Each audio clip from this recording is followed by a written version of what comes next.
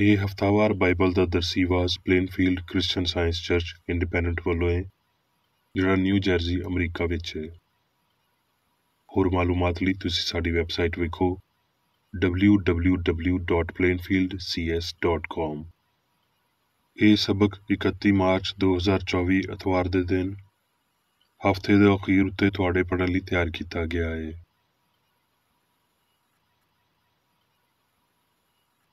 ਮਜ਼ਮੂਨ, ਅਸਲੀਅਤ, ਸੁਨਹਿਰੀ ਮਤਨ, ਯਸਾਇਆ। ਕਿਉਂ ਜੇ ਸ਼ੁਰੂ ਤੋਂ ਹੀ ਨਾ ਕਿਸੇ ਨੇ ਸੁਣਿਆ ਤੇ ਨਾ ਕਿਸੇ ਦੇ ਕੰਨ ਤਿਕਰ ਅਪੜਿਆ ਤੇ ਨਾ ਅੱਖੀਆਂ ਨੇ ਤੇਰੇ ਸਿਵਾ ਕਿਸੇ ਅਜਿਹੇ ਰੱਬ ਨੂੰ ਵੇਖਿਆ ਜਿਹੜਾ ਆਪਣੀ ਉਡੀਕ ਕਰਨ ਵਾਲੇ ਲਈ ਕੁਝ ਕਰਕੇ ਵਿਖਾਵੇ। ਜਵਾਬੀ ਪੜ੍ਹਾਈ। ਗ੍ਰੰਥੀਓ, ਬਲਕਿ ਜਿਵੇਂ ਲਿਖਿਆ ਹੈ ਉਂਝ ਹੀ ਹੋਇਆ। ਜਿਹੜੀਆਂ ਸ਼ੈਵਾਂ ਨਾ ਅੱਖੀਆਂ ਨੇ ਵੇਖੀਆਂ ਨਾ ਕੰਨਾਂ ਨੇ ਸੁਣੀਆਂ ਨਾ ਬੰਦੇ ਦੇ ਦਿਲ ਵਿੱਚ ਆਈਆਂ, ਉਹ ਸਾਰੀਆਂ ਰੱਬ ਨੇ ਆਪਣੇ ਪਿਆਰ ਕਰਨ ਵਾਲਿਆਂ ਲਈ ਤਿਆਰ ਕਰ ਦਿੱਤੀਆਂ। ਪਰ ਸਾਡੇ ਉੱਤੇ ਰੱਬ ਨੇ ਉਹਨਾਂ ਨੂੰ ਰੂਹ ਦੇ ਰਾਹੀਂ ਜ਼ਾਹਿਰ ਕੀਤਾ, ਕਿਉਂ ਜੇ ਰੂਹ ਸਾਰੀਆਂ ਗੱਲਾਂ ਬਲਕਿ ਰੱਬ ਦੀਆਂ ਤਹਿ ਦੀਆਂ ਗੱਲਾਂ ਵੀ ਲੱਭ ਲੈਂਦਾ ਹੈ। ਕਿਉਂ ਜੇ ਇਨਸਾਨਾਂ ਵਿੱਚੋਂ ਕੌਣ ਕਿਸੇ ਇਨਸਾਨ ਦੀਆਂ ਗੱਲਾਂ ਜਾਣਦਾ ਹੈ ਸਿਵਾਏ ਉਸ ਇਨਸਾਨ ਦੀ ਆਪਣੀ ਰੂਹ ਦੇ ਜਿਹੜੀ ਉਹਦੇ ਵਿੱਚ ਹੈ। ਇਸੇ ਤਰ੍ਹਾਂ ਰੱਬ ਦੇ ਰੂਹ ਦੇ ਸਿਵਾ ਕੋਈ ਰੱਬ ਦੇ ਰੂਹ ਦੀਆਂ ਗੱਲਾਂ ਨਹੀਂ ਜਾਣਦਾ। ਪਰ ਅਸੀਂ ਨਾ ਜਗ ਦਾ ਰੂਹ ਬਲਕਿ ਉਹ ਰੂਹ ਪਾਇਆ ਹੈ ਜਿਹੜਾ ਰੱਬ ਵੱਲੋਂ ਹੈ, ਤਾਂ ਜੋ ਉਹਨਾਂ ਗੱਲਾਂ ਨੂੰ ਜਾਣੀਏ ਜਿਹੜੀਆਂ ਰੱਬ ਨੇ ਸਾਨੂੰ ਦਿੱਤੀਆਂ ਨੇ। ਤੇ ਅਸੀਂ ਉਹਨਾਂ ਗੱਲਾਂ ਨੂੰ ਉਹਨਾਂ ਲਫ਼ਜ਼ਾਂ ਵਿੱਚ ਨਹੀਂ ਦੱਸਦੇ ਜਿਹੜੇ ਇਨਸਾਨੀ ਸਿਆਣ ਨੇ ਸਾਨੂੰ ਸਿਖਾਏ ਹੋਣ, ਬਲਕਿ ਉਹਨਾਂ ਲਫ਼ਜ਼ਾਂ ਵਿੱਚ ਜਿਹੜੇ ਰੂਹ ਨੇ ਸਿਖਾਏ ਨੇ, ਤੇ ਰੂਹਾਨੀ ਗੱਲਾਂ ਦਾ ਰੂਹਾਨੀ ਨਾਲ ਮੁਕਾਬਲਾ ਕਰਦੇ ਹਾਂ। ਪਰ ਨਫਸਾਨੀ ਬੰਦਾ ਰੱਬ ਦੇ ਰੂਹ ਦੀਆਂ ਗੱਲਾਂ ਨਹੀਂ ਮੰਨਦਾ, ਕਿਉਂ ਜੇ ਉਹ ਉਹਦੇ ਲਈ ਬੇਵਕੂਫੀ ਦੀਆਂ ਗੱਲਾਂ ਨੇ ਤੇ ਨਾ ਉਹਨਾਂ ਨੂੰ ਸਮਝ ਸਕਦਾ ਹੈ, ਕਿਉਂ ਜੇ ਉਹ ਰੂਹਾਨੀ ਤੌਰ ਤੇ ਪਰਖੀਆਂ ਜਾਂਦੀਆਂ ਨੇ। ਪਰ ਰੂਹਾਨੀ ਬੰਦਾ ਸਾਰੀਆਂ ਗੱਲਾਂ ਨੂੰ ਪਰਖ ਲੈਂਦਾ ਹੈ, ਪਰ ਆਪ ਕਿਸੇ ਤੋਂ ਪਰਖਿਆ ਨਹੀਂ ਜਾਂਦਾ। ਰੱਬ ਦੀ ਸਿਆਣ ਨੂੰ ਕਿੰਨੇ ਜਾਣਿਆ ਹੈ ਭਈ ਉਹਨੂੰ ਤਾਲੀਮ ਦੇ ਸਕੇ, ਪਰ ਸਾਡੇ ਵਿੱਚ ਮਸੀਹ ਦੀ ਸਿਆਣ ਹੈ।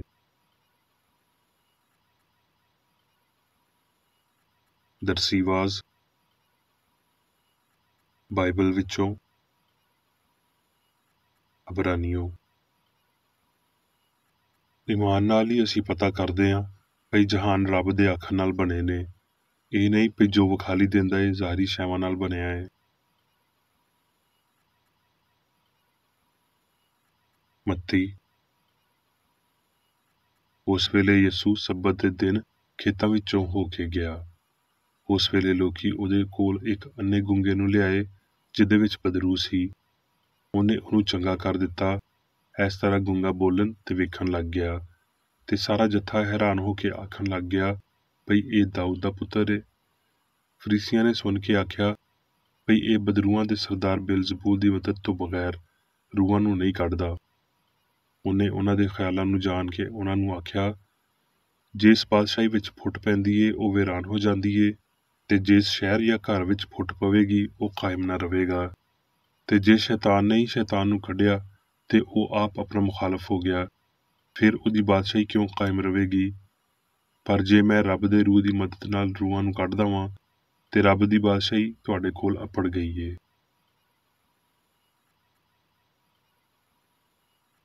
ਮੱਤੀ। ਉਸੇ ਦਿਨ ਯਿਸੂ ਘਰ ਵਿੱਚੋਂ ਨਿਕਲ ਕੇ ਝੀਲ ਦੇ ਕੰਢੇ ਜਾ ਬੈਠਿਆ, ਤੇ ਉਹਦੇ ਕੋਲ ਵੱਡਾ ਜੱਥਾ ਇਕੱਠਾ ਹੋ ਗਿਆ ਭਈ ਉਹ ਕਸ਼ਤੀ ਉੱਤੇ ਚੜ੍ਹ ਬੈਠਿਆ, ਤੇ ਸਾਰਾ ਜੱਥਾ ਕੰਢੇ ਉੱਤੇ ਖੜਾ ਰਿਹਾ। ਤੇ ਉਹਨੇ ਉਹਨਾਂ ਦੇ ਨਾਲ ਬਹੁਤ ਸਾਰੀਆਂ ਗੱਲਾਂ ਤਮਸੀਲਾਂ ਵਿੱਚ ਕੀਤੀਆਂ ਭਈ ਵੇਖੋ, ਇੱਕ ਬੀਜ ਬੋਣ ਵਾਲਾ ਬੀਜ ਬੋਣ ਨਿਕਲਿਆ, ਤੇ ਬੋਣ ਵੇਲੇ ਕੁਝ ਦਾਣੇ ਰਾਹ ਦੇ ਕੰਢੇ ਡਿੱਗੇ ਤੇ ਪਰਿੰਦਿਆਂ ਨੇ ਆ ਕੇ ਉਹਨਾਂ ਨੂੰ ਚੁਗ ਲਿਆ। ਤੇ ਕੁਝ ਪਥਰੀਲੀ ਧਰਤੀ ਉੱਤੇ ਡਿੱਗੇ ਜਿੱਥੇ ਉਹਨਾਂ ਨੂੰ ਬਹੁਤ ਮਿੱਟੀ ਨਾ ਮਿਲੀ, ਤੇ ਡੂੰਘੀ ਮਿੱਟੀ ਨਾ ਮਿਲਣ ਦੇ ਪਾਰੋਂ ਛੇਤੀ ਉੱਗ ਆਏ, ਤੇ ਜਦੋਂ ਸੂਰਜ ਨਿਕਲਿਆ ਤੇ ਸੜ ਗਏ, ਤੇ ਜੜ ਨਾ ਹੋਣ ਦੇ ਪਾਰੋਂ ਸੁੱਕ ਗਏ। ਤੇ ਕੁਝ ਝਾੜੀਆਂ ਵਿੱਚ ਡਿੱਗੇ ਤੇ ਝਾੜੀਆਂ ਨੇ ਵੱਧ ਕੇ ਉਹਨਾਂ ਨੂੰ ਦਬਾ ਲਿਆ। ਤੇ ਕੁਝ ਚੰਗੀ ਧਰਤੀ ਉੱਤੇ ਡਿੱਗੇ ਤੇ ਫਲ ਲਿਆਏ, ਕੋਈ 100 ਗੁਣਾ, ਕੋਈ 60 ਗੁਣਾ ਤੇ ਕੋਈ 30 ਗੁਣਾ। ਚੇਲਿਆਂ ਨੇ ਕੋਲ ਆ ਕੇ ਉਹਨੂੰ ਆਖਿਆ ਭਈ ਤੂੰ ਉਹਨਾਂ ਨਾਲ ਤਮਸੀਲਾਂ ਵਿੱਚ ਗੱਲਾਂ ਕਿਉਂ ਕਰਦਾ ਹੈ। ਉਹਨੇ ਜਵਾਬ ਵਿੱਚ ਉਹਨਾਂ ਨੂੰ ਆਖਿਆ, ਇਸ ਲਈ ਭਈ ਤੁਹਾਨੂੰ ਅਸਮਾਨ ਦੇ ਭੇਤਾਂ ਦੀ ਸਮਝ ਦਿੱਤੀ ਗਈ ਏ, ਪਰ ਉਹਨਾਂ ਨੂੰ ਨਹੀਂ ਦਿੱਤੀ ਗਈ। ਮੈਂ ਉਹਨਾਂ ਨਾਲ ਤਮਸੀਲਾਂ ਵਿੱਚ ਇਸ ਲਈ ਗੱਲਾਂ ਕਰਦਾ ਵਾਂ ਭਈ ਉਹ ਵੇਖਦਿਆਂ ਹੋਏ ਨਹੀਂ ਵੇਖਦੇ ਤੇ ਸੁਣਦਿਆਂ ਹੋਏ ਨਹੀਂ ਸੁਣਦੇ ਤੇ ਨਹੀਂ ਸਮਝਦੇ। ਕਿਉਂ ਜੇ ਇਸ ਉਮਤ ਦੇ ਦਿਲ ਉੱਤੇ ਚਰਬੀ ਛਾ ਗਈ ਏ ਤੇ ਉਹ ਕੰਨਾਂ ਤੋਂ ਉੱਚਾ ਸੁਣਦੇ ਨੇ ਤੇ ਉਹਨਾਂ ਨੇ ਆਪਣੀਆਂ ਅੱਖੀਆਂ ਬੰਦ ਕਰ ਲਈਆਂ ਨੇ, ਤਾਂ ਜੋ ਇੰਜ ਨਾ ਹੋਵੇ ਭਈ ਅੱਖੀਆਂ ਨਾਲ ਜਾਣਨ ਤੇ ਕੰਨਾਂ ਨਾਲ ਸੁਣਨ ਤੇ ਦਿਲ ਨਾਲ ਸਮਝਣ ਤੇ ਮੰਨਣ ਤੇ ਮੈਂ ਉਹਨਾਂ ਨੂੰ ਸ਼ਿਫਾ ਦੇਵਾਂਗਾ।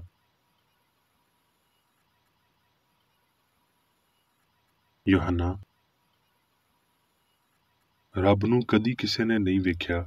ਜੇ ਅਸੀਂ ਇੱਕ ਦੂਜੇ ਨਾਲ ਪਿਆਰ ਰੱਖਦੇ ਹਾਂ ਤੇ ਰੱਬ ਸਾਡੇ ਵਿੱਚ ਰਹਿੰਦਾ ਏ ਤੇ ਉਹਦਾ ਪਿਆਰ ਸਾਡੇ ਦਿਲ ਵਿੱਚ ਕਾਮਲ ਹੋ ਗਿਆ ਏ। ਕਿਉਂ ਜੇ ਉਹਨੇ ਆਪਣੇ ਰੂਹ ਵਿੱਚੋਂ ਸਾਨੂੰ ਦਿੱਤਾ, ਇਸ ਲਈ ਅਸੀਂ ਜਾਣਦੇ ਹਾਂ ਭਈ ਅਸੀਂ ਉਹਦੇ ਵਿੱਚ ਕਾਇਮ ਰਹਿੰਦੇ ਹਾਂ ਤੇ ਉਹ ਸਾਡੇ ਵਿੱਚ। ਮੁਕਾਸ਼ਫਾ।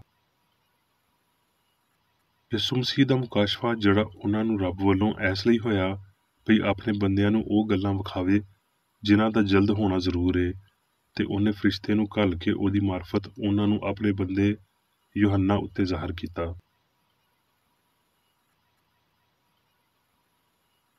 ਮੁਕਾਸ਼ਫਾ। ਫਿਰ ਮੈਂ ਇੱਕ ਨਵਾਂ ਅਸਮਾਨ ਤੇ ਨਵੀਂ ਧਰਤੀ ਨੂੰ ਵੇਖਿਆ, ਕਿਉਂ ਜੇ ਪਹਿਲਾ ਅਸਮਾਨ ਤੇ ਪਹਿਲੀ ਧਰਤੀ ਜਾਂਦੀ ਰਹੀ ਸੀ ਤੇ ਸਮੁੰਦਰ ਵੀ ਨਹੀਂ ਰਿਹਾ। ਫਿਰ ਮੈਂ ਪਾਕ ਸ਼ਹਿਰ ਨਵੇਂ ਯਰੂਸ਼ਲਮ ਨੂੰ ਅਸਮਾਨ ਤੋਂ ਰੱਬ ਕੋਲੋਂ ਉਤਰਦਿਆਂ ਵੇਖਿਆ, ਤੇ ਉਹ ਉਸ ਵਹੁਟੀ ਤਰ੍ਹਾਂ ਸਜਿਆ ਹੋਇਆ ਸੀ ਜਿਨ੍ਹੇ ਆਪਣੇ ਸ਼ੌਹਰ ਲਈ ਸ਼ਿੰਗਾਰ ਕੀਤਾ ਹੋਵੇ। ਫਿਰ ਮੈਂ ਤਖਤ ਵਿੱਚੋਂ ਕਿਸੇ ਨੂੰ ਉੱਚੀ ਆਵਾਜ਼ ਨਾਲ ਇਹ ਆਖਦਿਆਂ ਸੁਣਿਆ ਭਈ ਵੇਖ, ਰੱਬ ਦਾ ਖੈਮਾ ਬੰਦਿਆਂ ਦੇ ਵਿਚਕਾਰ ਏ ਤੇ ਉਹ ਉਹਨਾਂ ਦੇ ਨਾਲ ਸਕੂਨਤ ਕਰੇਗਾ ਤੇ ਉਹ ਉਹਦੇ ਲੋਕ ਹੋਣਗੇ ਤੇ ਰੱਬ ਆਪ ਉਹਨਾਂ ਦੇ ਨਾਲ ਰਵੇਗਾ ਤੇ ਉਹਨਾਂ ਦਾ ਰੱਬ ਹੋਵੇਗਾ ਤੇ ਉਹ ਉਹਨਾਂ ਦੀਆਂ ਅੱਖੀਆਂ ਦੇ ਸਾਰੇ ਅਥਰੂ ਪੂੰਝ ਦੇਵੇਗਾ। ਇਹਦੇ ਤੋਂ ਬਾਅਦ ਨਾ ਮੌਤ ਰਵੇਗੀ ਤੇ ਨਾ ਵੈਨ ਰਵੇਗਾ, ਨਾ ਚੀਖੋ ਪੁਕਾਰ, ਨਾ ਪੀੜ। ਪਹਿਲੀਆਂ ਸ਼ੈਵਾਂ ਜਾਂਦੀਆਂ ਰਹੀਆਂ। ਤੇ ਜਿਹੜਾ ਤਖਤ ਉੱਤੇ ਬੈਠਿਆ ਸੀ ਉਹਨੇ ਆਖਿਆ, ਵੇਖ, ਮੈਂ ਸਾਰੀਆਂ ਸ਼ੈਵਾਂ ਨੂੰ ਨਵਾਂ ਬਣਾ ਦੇਣਾ ਵਾਂ। ਫਿਰ ਉਹਨੇ ਆਖਿਆ ਵੀ ਲਿਖ ਲੈ, ਕਿਉਂ ਜੇ ਇਹ ਗੱਲਾਂ ਸੱਚੀਆਂ ਤੇ ਬਰਹੱਕ ਨੇ। ਫਿਰ ਉਹਨੇ ਮੈਨੂੰ ਆਖਿਆ, ਇਹ ਗੱਲਾਂ ਪੂਰੀਆਂ ਹੋ ਗਈਆਂ। ਮੈਂ ਅਲਫਾ ਤੇ ਓਮੇਗਾ ਯਾਨੀ ਸ਼ੁਰੂ ਤੇ ਅਖੀਰ ਵਾਂ। ਮੈਂ ਤੇਰੇ ਆਇਨੋ ਹਯਾਤੀ ਦੇ ਪਾਣੀ ਦੇ ਚਸ਼ਮੇ ਤੋਂ ਮੁਫਤ ਪਿਲਾਨਾ ਵਾਂ। ਜਿਹੜਾ ਗਾਲਬ ਆਵੇ ਉਹ ਹੀ ਇਹਨਾਂ ਸ਼ੈਵਾਂ ਦਾ ਵਾਰਸ ਹੋਵੇਗਾ ਤੇ ਮੈਂ ਉਹਦਾ ਰੱਬ ਹੋਵਾਂਗਾ ਤੇ ਉਹ ਮੇਰਾ ਪੁੱਤਰ ਹੋਵੇਗਾ। ਤੇ ਉਹ ਮੈਨੂੰ ਰੂਹ ਵਿੱਚ ਇੱਕ ਵੱਡੇ ਤੇ ਉੱਚੇ ਪਹਾੜ ਉੱਤੇ ਲੈ ਗਿਆ ਤੇ ਪਾਕ ਸ਼ਹਿਰ ਯਰੂਸ਼ਲਮ ਨੂੰ ਅਸਮਾਨ ਤੋਂ ਰੱਬ ਦੇ ਕੋਲੋਂ ਉਤਰਦਿਆਂ ਵਿਖਾਇਆ, ਤੇ ਮੈਂ ਉਹਦੇ ਵਿੱਚ ਕੋਈ ਮਕਦਸ ਨਾ ਵੇਖਿਆ, ਇਸ ਲਈ ਵੀ ਖੁਦਾਵੰਦ ਰੱਬ ਕਾਦਰ ਮੁਤਲਕ ਤੇ ਬਰਰਾ ਉਹਦੇ ਮਕਦਸ ਨੇ। ਤੇ ਉਸ ਸ਼ਹਿਰ ਵਿੱਚ ਸੂਰਜ ਤੇ ਚੰਨ ਦੀ ਲੋਅ ਦੀ ਕੋਈ ਲੋੜ ਨਹੀਂ, ਕਿਉਂ ਜੇ ਰੱਬ ਦੇ ਜਲਾਲ ਨੇ ਉਹਨੂੰ ਰੌਸ਼ਨ ਕੀਤਾ ਹੋਇਆ ਏ ਤੇ ਬਰਰਾ ਉਹਦਾ ਚਿਰਾਗ ਏ। ਤੇ ਕੌਮਾਂ ਉਹਦੀ ਲੋਅ ਵਿੱਚ ਚੱਲਣ ਫਿਰਨਗੀਆਂ ਤੇ ਧਰਤੀ ਦੇ ਬਾਦਸ਼ਾਹ ਆਪਣੀ ਸ਼ਾਨ ਸ਼ੌਕਤ ਦਾ ਸਮਾਨ ਉਹਦੇ ਵਿੱਚ ਲਿਆਉਣਗੇ, ਤੇ ਉਹਦੇ ਬੂਹੇ ਦਿਨ ਨੂੰ ਬਿਲਕੁਲ ਬੰਦ ਨਾ ਹੋਣਗੇ ਤੇ ਉੱਥੇ ਰਾਤ ਨਾ ਹੋਵੇਗੀ। ਤੇ ਲੋਕੀ ਕੌਮਾਂ ਦੀ ਸ਼ਾਨ ਸ਼ੌਕਤ ਤੇ ਇੱਜ਼ਤ ਦਾ ਸਮਾਨ ਉਹਦੇ ਵਿੱਚ ਲਿਆਉਣਗੇ, ਤੇ ਉਹਦੇ ਵਿੱਚ ਕੋਈ ਨਾਪਾਕ ਹੈ ਜਾਂ ਕੋਈ ਬੰਦਾ ਜਿਹੜਾ ਭੈੜੇ ਕੰਮ ਕਰਦਾ ਜਾਂ ਝੂਠੀਆਂ ਗੱਲਾਂ ਕਰਦਾ ਏ ਬਿਲਕੁਲ ਨਾ ਵੜੇਗਾ, ਪਰ ਉਹ ਹੀ ਵੜਨਗੇ ਜਿਨ੍ਹਾਂ ਦੇ ਨਾਮ ਬਰਰੇ ਦੀ ਹਯਾਤੀ ਦੀ ਕਿਤਾਬ ਵਿੱਚ ਲਿਖੇ ਹੋਏ ਨੇ।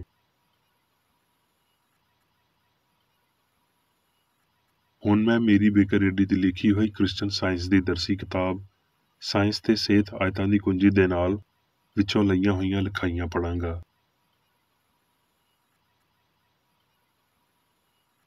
ਸਾਇੰਸ ਤੇ ਸਿਹਤ।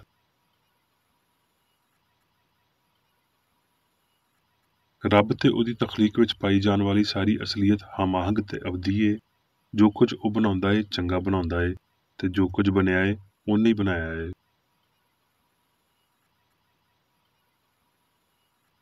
ਅਸਲੀਅਤ ਰੂਹਾਨੀ, ਹਮਾਹੰਗ, ਨਾ ਬਦਲਣ ਵਾਲੀ, ਲਾਫਾਨੀ, ਇਲਾਹੀ ਤੇ ਅਬਦੀ ਏ। ਗੈਰ ਰੂਹਾਨੀ ਕੁਝ ਵੀ ਅਸਲੀ, ਹਮਾਹੰਗ ਜਾਂ ਹਮੇਸ਼ਾ ਦਾ ਨਹੀਂ ਹੋ ਸਕਦਾ। ਪਾਪ, ਬਿਮਾਰੀ ਤੇ ਫਾਨੀਅਤ ਰੂਹ ਦੇ ਫਾਨੀ ਸਿਮਤੁਲ ਕਦਮ ਨੇ, ਤੇ ਇਹ ਯਕੀਨਨ ਅਸਲੀਅਤ ਦੇ ਮੁਖਾਲਫ ਹੋਣਗੇ।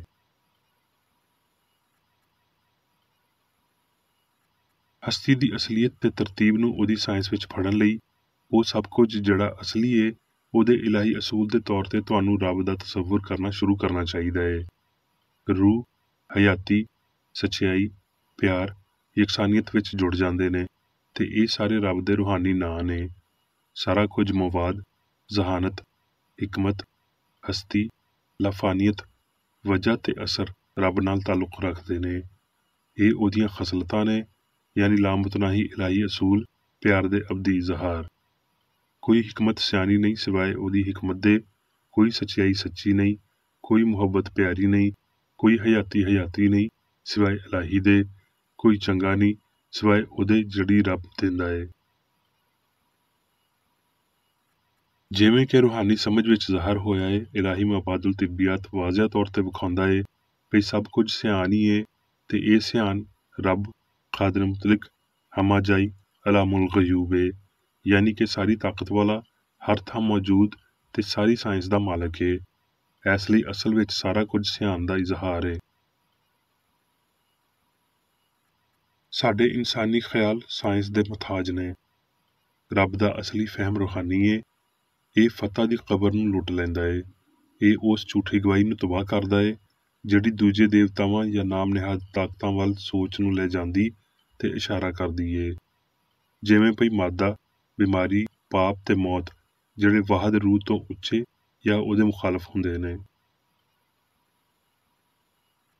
सच्चाई रूहानी तौर ते अदराक पाउंदियां होए साइंसी तौर ते समझी जांदी है। ये गलती नूं बाहर कढदी ते बीमार नूं शिफा दिंदी है।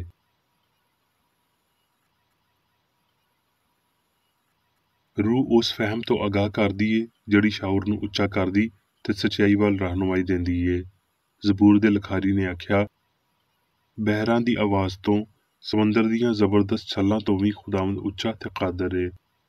रूहानी हिस्स रूहानी नेकी दा शाउर है। फहम असली ते गैर असली दे विचकार हदबंदी दी लकीर है। रूहानी फहम सियान यानी हयाती, सच्चाई ते मुहब्बत नूं खोलदा है ते इलाही हिस्स नूं क्रिश्चन साइंस विच संसार दा रूहानी सबूत देंदियां होए ज़ाहिर करदा है। ये फहम शाउरी नहीं है, मुहक्ककाना हासलातां दा नतीजा नहीं है। ये चानन विच लिआंदा होए सारियां शैवां दी असलीयत है।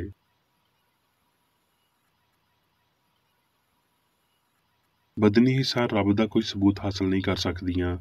वो ना ते अख तो रूह नूं वेख सकदे ने ते ना कंन नाल सुन सकदे ने, ना ही रूह नूं महसूस कर सकदे, चख सकदे या सुंघ सकदे ने।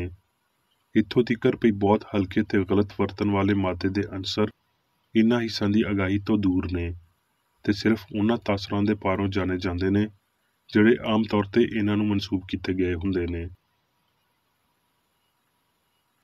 क्रिश्चन साइंस दे मुताबिक इंसान दियां सिर्फ ਉਹੀ हिस्सां रूहानी ने ਜਿਹੜੀਆਂ इलाही सियान तो ਜ਼ਾਹਿਰ ਹੁੰਦੀਆਂ ने। ख्याल रब नूं इंसान विच मुंतकिल हुंदे ने, पर ना ही एहसास ते ना ही रिपोर्ट मादी बदन तो सियान विच जांदे ने। बाहमी राबता हमेशा रब तो हो के ਉਹਦੇ ख्याल यानी इंसान तिकर ਜਾਂਦਾ है। मादा हसास नहीं हुंदा ते चंगियाई या बुराई, खुशी या पीड़ तो वाकफ नहीं हुंदा। इंसान दी इनफरादियत मादी नहीं है। हस्ती दी साइंस सिर्फ आने वाले वेले विच ही नहीं बल्कि हुणे ते इत्थे भी वो कुछ हासिल करदी है जिन्हों इंसान जन्नत दा नाम दिंदा है। वेले ते अबदियत दे होण दे बारे ये बहुत वड्डी असलियत है।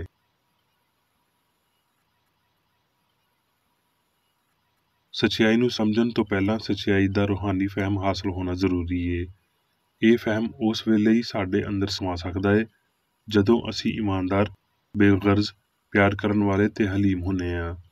एक ईमानदार ते नेक दिल दी मिट्टी विच बीज बोया जाना चाहिदा है, नहीं ते ये बहुता फल नहीं देवेगा, क्यों जे इंसानी फितरत विच गंदा अंसर इनू जड़ों पुट छड़दा है। यसू ने आख्या, तुसी गुमराह हो, इसलिए पाक किताब नूं नहीं जानदे। कलाम दा रूहानी फहम साइंसी फहम नूं जन्म दिंदा है ते ये नवीं ज़ुबान है जिहदा हवाला मरकज़ दी अंजील दे अखीरी बाब विच मिलदा है।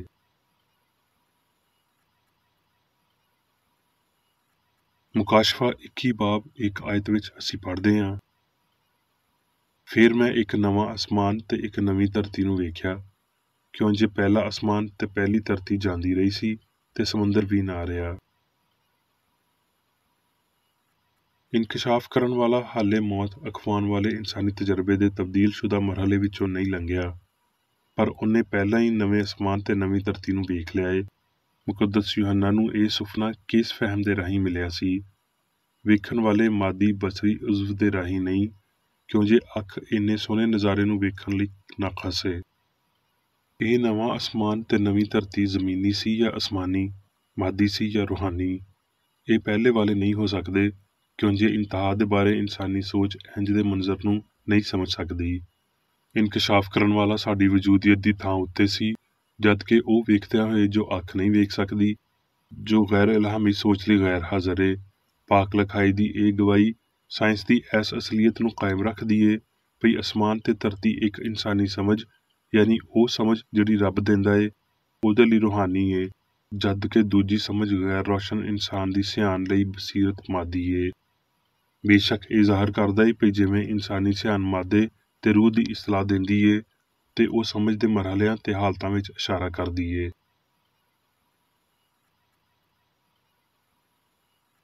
ਇਸ ਸਾਇੰਸੀ ਸਮਝ ਦੇ ਨਾਲ ਇੱਕ ਹੋਰ ਮੁਕਾਸ਼ਫਾ ਸੀ, ਇੱਥੇ ਤੀਕਰ ਵੀ ਅਸਮਾਨ ਵੱਲੋਂ ਐਲਾਨ, ਉੱਚੀ ਹਮਾਂਗੀ ਭਈ ਰੱਬ ਹਮਾਂਗੀ ਦਾ ਇਲਾਹੀ ਅਸੂਲ ਹਮੇਸ਼ਾ ਇਨਸਾਨ ਦੇ ਨਾਲ ਏ ਤੇ ਉਹ ਉਹਦੇ ਲੋਕ ਨੇ। ਇਸ ਲਈ ਇਨਸਾਨ ਨੂੰ ਹੋਰ ਰਹਿਮ ਦੇ ਕਾਬਲ ਪਾਪੀ ਨਹੀਂ ਸਮਝਿਆ ਗਿਆ, ਬਲਕਿ ਰੱਬ ਦਾ ਬਰਕਤ ਵਾਲਾ ਪੁੱਤਰ ਸਮਝਿਆ ਗਿਆ। ਕਿਉਂ ਜੇ ਅਸਮਾਨ ਤੇ ਧਰਤੀ ਦੇ ਬਾਰੇ ਮੁਕੱਦਸ ਯੂਹੰਨਾ ਦੀ ਬਦਨੀ ਹਿੱਸ ਗਾਇਬ ਹੋ ਗਈ ਸੀ, ਤੇ ਇਸ ਝੂਠੀ ਹਿੱਸ ਦੀ ਥਾਂ ਰੂਹਾਨੀ ਹਿੱਸ ਆ ਗਈ ਸੀ, ਜਿਹੜੀ ਅਜਿਹੀ ਨਫਸੀ ਹਾਲਤ ਸੀ ਜਿਹਦੇ ਪਾਰੋਂ ਉਹ ਨਵੇਂ ਅਸਮਾਨ ਤੇ ਨਵੀਂ ਧਰਤੀ ਨੂੰ ਵੇਖ ਸਕਦਾ ਸੀ, ਜਿਹਦੇ ਵਿੱਚ ਰੂਹਾਨੀ ਖਿਆਲ ਤੇ ਅਸਲੀਅਤ ਦੀ ਸਮਝ ਸ਼ਾਮਲ ਏ। ਕਲਾਮ ਦਾ ਇਹ ਇਖਤਿਆਰ ਇਸ ਨਤੀਜੇ ਨੂੰ ਲਿਆਉਣ ਲਈ ਸੀ ਭਈ ਹਸਤੀ ਦੀ ਅਜਿਹੀ ਪਛਾਣ ਇਸ ਵਜੂਦੀਅਤ ਦੀ ਹੋਣ ਵਾਲੀ ਹਾਲਤ ਵਿੱਚ ਇਨਸਾਨ ਲਈ ਮੁਮਕਿਨ ਏ ਤੇ ਮੁਮਕਿਨ ਰਹੀ ਸੀ ਭਈ ਅਸੀਂ ਮੌਤ, ਦੁੱਖ ਤੇ ਦਰਦ ਦੇ ਆਰਾਮ ਨਾਲ ਇੱਥੇ ਤੇ ਹੁਣੇ ਹੀ ਬਾਖਬਰ ਹੋ ਸਕਦੇ ਹਾਂ। ਇਹ ਸਾਰੀ ਕ੍ਰਿਸਚਨ ਸਾਇੰਸ ਦੀ ਮਿਠਾਸ ਏ। ਬਰਦਾਸ਼ਤ ਕਰਨ ਵਾਲੇ ਪਿਆਰਿਓ, ਹੌਸਲਾ ਰੱਖੋ, ਕਿਉਂ ਜੇ ਹਸਤੀ ਦੀ ਇਹ ਅਸਲੀਅਤ ਯਕੀਨਨ ਕਦੀ ਨਾ ਕਦੀ ਕਿਸੇ ਨਾ ਕਿਸੇ ਸ਼ਕਲ ਵਿੱਚ ਸਾਹਮਣੇ ਆਵੇਗੀ। ਕੋਈ ਪੀੜ ਨਾ ਹੋਵੇਗੀ ਤੇ ਸਾਰੇ ਅਥਰੂ ਪੂੰਝ ਦਿੱਤੇ ਜਾਣਗੇ। ਜਦੋਂ ਤੁਸੀਂ ਇਹ ਪੜ੍ਹੋ ਤੇ ਯਿਸੂ ਦੇ ਇਹਨਾਂ ਲਫ਼ਜ਼ਾਂ ਨੂੰ ਯਾਦ ਰੱਖੋ, ਰੱਬ ਦੀ ਬਾਦਸ਼ਾਹੀ ਤੁਹਾਡੇ ਵਿਚਕਾਰ ਏ। ਇਸੇ ਲਈ ਇਹ ਰੂਹਾਨੀ ਸਮਝ ਹੋਣ ਵਾਲਾ ਇਮਕਾਨ ਏ।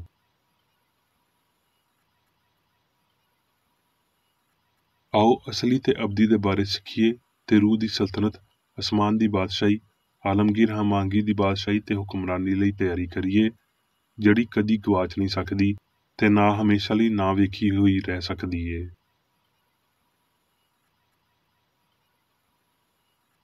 ਹੁਣ ਮੈਂ ਮੇਰੀ ਬੇਕਰ ਰੇਡੀ ਵੱਲੋਂ ਚਰਚ ਮੈਨੂਅਲ ਵਿੱਚ ਦਿੱਤੇ ਹੋਏ ਰੋਜ਼ਾਨਾ ਦੇ 3 ਫਰਜ਼ ਪੜਾਂਗਾ।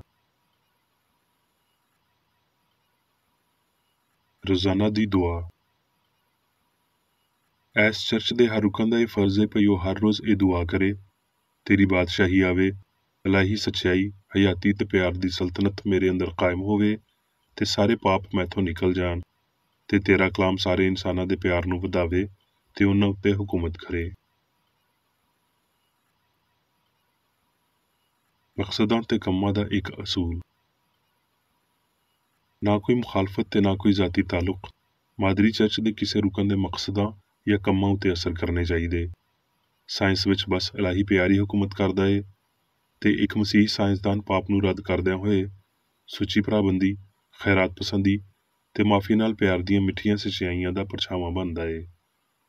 ਇਸ ਚਰਚ ਦੇ ਸਾਰੇ ਰੁਕਨਾਂ ਨੂੰ ਸਾਰੇ ਪਾਪਾਂ ਤੋਂ, ਗਲਤ ਤਰ੍ਹਾਂ ਦੀਆਂ ਪੇਸ਼ਨਗੋਈਆਂ, ਮੁਨਸਫੀਆਂ, ਮੁਜ਼ੰਮਤਾਂ, ਸਲਾਹਾਂ, ਗਲਤ ਅਸਰਾਂ ਨੂੰ ਲੈਣ ਤੇ ਗਲਤ ਅਸਰ ਦੇਣ ਤੋਂ ਆਜ਼ਾਦ ਰਹਿਣ ਲਈ ਹਰ ਰੋਜ਼ ਖਿਆਲ ਰੱਖਣਾ ਚਾਹੀਦਾ ਏ ਤੇ ਦੁਆ ਕਰਨੀ ਚਾਹੀਦੀ ਏ।